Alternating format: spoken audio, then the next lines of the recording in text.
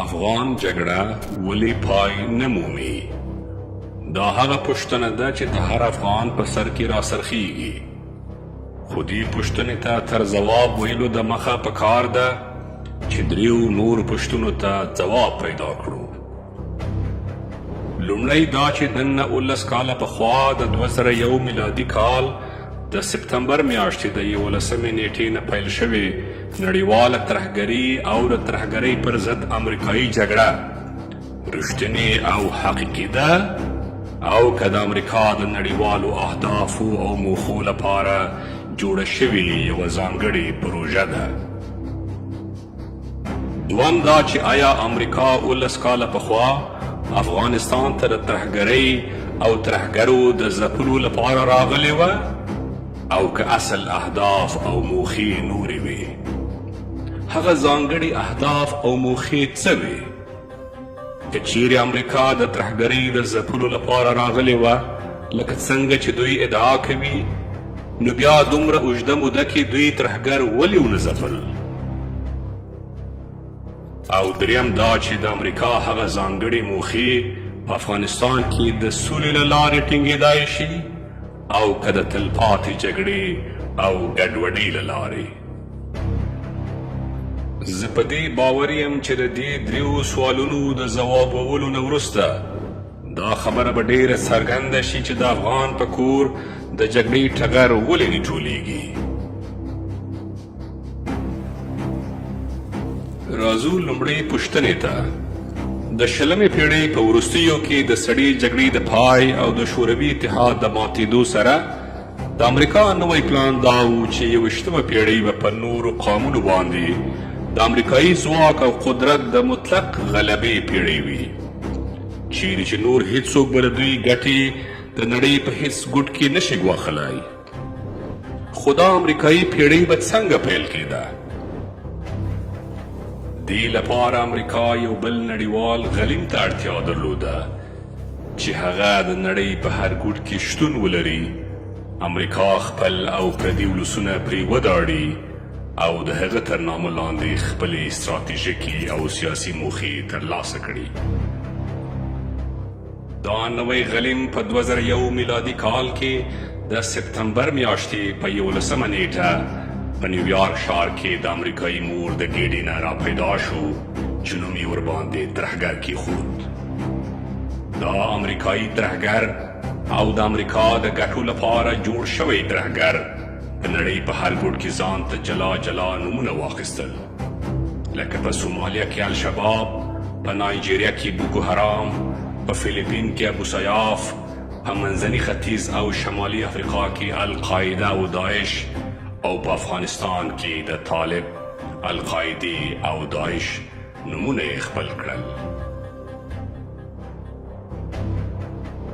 همداراز ټول شواهد او څېړنې همدا ښایي چې د نیویارک ښار ترهګریزه پیښه د نورو پیښو په څېر د امریکا، اسرائیل، سعودي او پاکستاني استخباراتو په ګډون ترسره شوې وه تر څو د امریکا په رهبرۍ د نړۍ د نورو هیوادونو پر ضد پراخ یرغل ته لاره هواره کړي، لکه څنګه چې یو لوړ رتبه امریکایي جنرال ویسلي کلارک په ښکاره ټکو اشاره ورته کړې ده.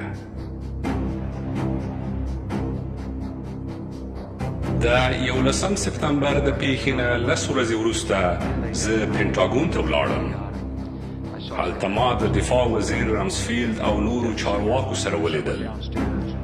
یو جنرال راته وویل چې صاحب دلته راشه چې یو ډیره مهمه خبره در سره لرم. ما ورته وویل چې زه بوخت یم او وخت نه لرم. هغه ټینګار وکړ چې ډیره مهمه خبره ده او ویې ویل چې صاحب تاسې خبر یاست چې موږ پر عراق د برید تابعیان ولې؟ ما ویل دا څه وایې؟ هغه ویل هو صاحب. ما ویل آخر ولې؟ هغه ویل چې زه هم نه پوهېږم خو بس همدا امر دی. ما وپوښت چې آیا د صدام او القاعدې ترمنځ کوم تړاو ثابت شوی؟ ده ویل نه صاحب. ما د یو څو اونۍ وروسته بیا ولید چې هغه وخت موږ پر افغانستان بمبار پیل کړی و. ما دی بیا وپوښت چې پر عراق به هم برید کوو؟ هغه راته وویل صاحب کیسه تر دې هم خرابه ده، موږ نه یوازې عراق بلکې په 5 کلونو کې 7 هېوادونه به رالاندې کوو. لومړی عراق، بیا سوریه، لبنان، لیبیا، سومالیا، سودان او په پای کې ایران. د دې امریکایي جنرال د څرګندونو نه ښکاري چې پر افغانستان، عراق، سوریه، لیبیا، سومالیا او سودان بریدونه د 11 سپتمبر د پیښې نه خورا وړاندې ترتیب شوي دي او اسامه بن لادن او د 11 سپتمبر پیښه هڅې یوه بهانه وه.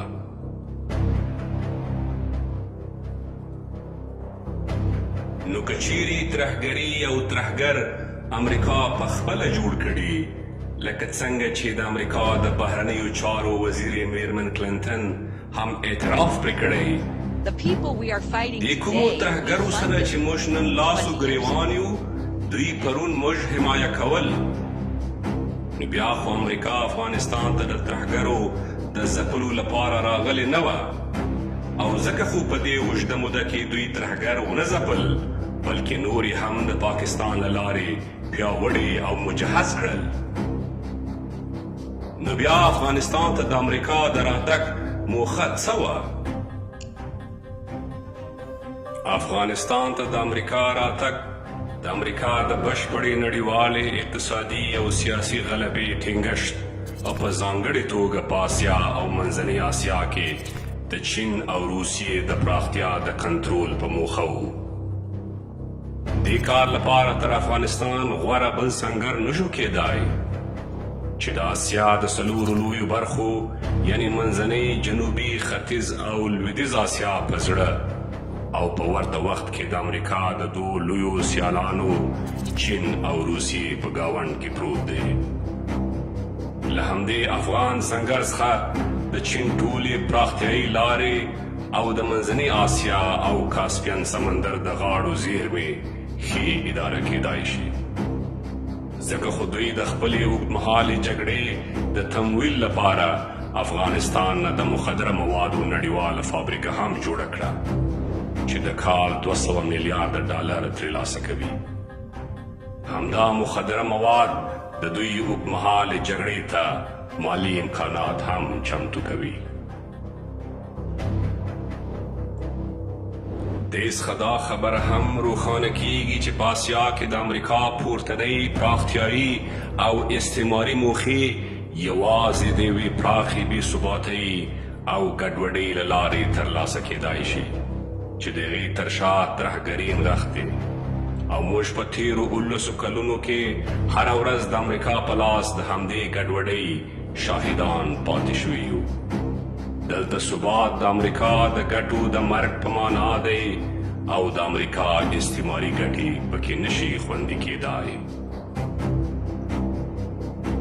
نو ښکاره خبره ده چې د امریکا ځانګړې موخې یوازې په افغانستان کې د تلپاتې جګړې او ګډوډۍ له لارې خوندي کېدای شي، ځکه چې د سولې په شتون کې به دلته نه مخدره مواد وي او نه د مخدره موادو کروندګر یعنی امریکا، نه به ترهګر وي او نه د ترهګرو مور یعنی امریکا، نه به ګډوډي وي او نه د ګډوډۍ بنسټګر یعنی امریکا.